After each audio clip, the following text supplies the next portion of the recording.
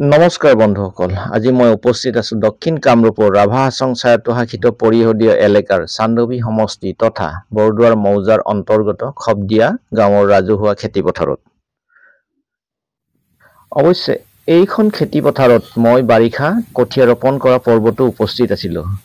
গাঁওখনৰ ৰাইজে খেতিপথাৰখনত সমূহীয়াভাৱে কঠীয়া ৰোপণ কাৰ্যত উপস্থিত থকাৰ দৰে পুৰুষসকলে ধান কটা পৰ্বতো মই উপস্থিত থাকি নিজকে সৌভাগ্যৱান বুলি মানি লৈছোঁ। পথাৰখনত ৰোৱনীয়ে নামি পৰাৰ দৰে প্ৰায় শতাধিক দাৱনীয়ে ধান কাটিবলৈ পথাৰত নামি পৰিছে। সমূহীয়া কৃষি কাৰ্যৰ দৃশ্যসমূহ আজিকালি একেবাৰে দুৰ্লভ হৈ পৰিছে। সেয়ে মহিলাসকলে সমূহীয়াভাৱে কঠীয়া ৰোপণ কৰা দৃশ্যবোৰ ধৰি ৰখাৰ দৰে পুৰুষসকলে সমূহীয়াভাৱে ধান কটা পৰ্বতৰো ভিডিঅ' এটি প্ৰস্তুত কৰি আপোনালোকৰ সৈতেও শ্বেয়াৰ কৰিলোঁ। বাৰিষা সমূহীয়াভাৱে কঠীয়া ৰোপণ কাৰ্যতে কৈছোঁ। খবদিয়া এখন জনজাতি বসতি প্ৰধান গাঁও। এই গাঁওখনৰ পৰিয়ালৰ সংখ্যা প্ৰায় ১.৫ শতাধিক।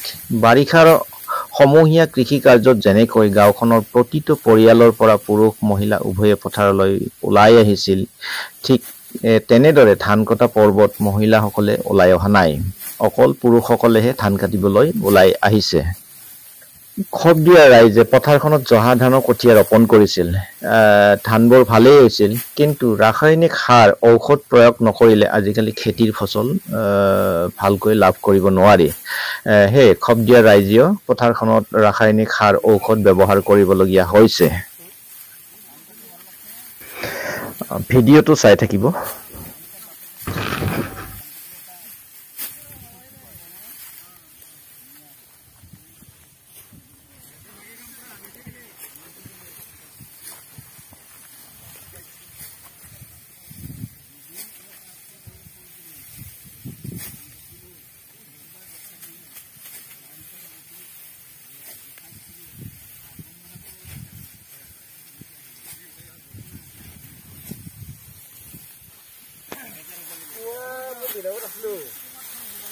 ফোনটো নিয়া নাই পুৰা নহ'লে তাৰ পৰা এইখন আহিকে ঘৰত আহিব লগা হ'ল না। এই হেৰি লাগে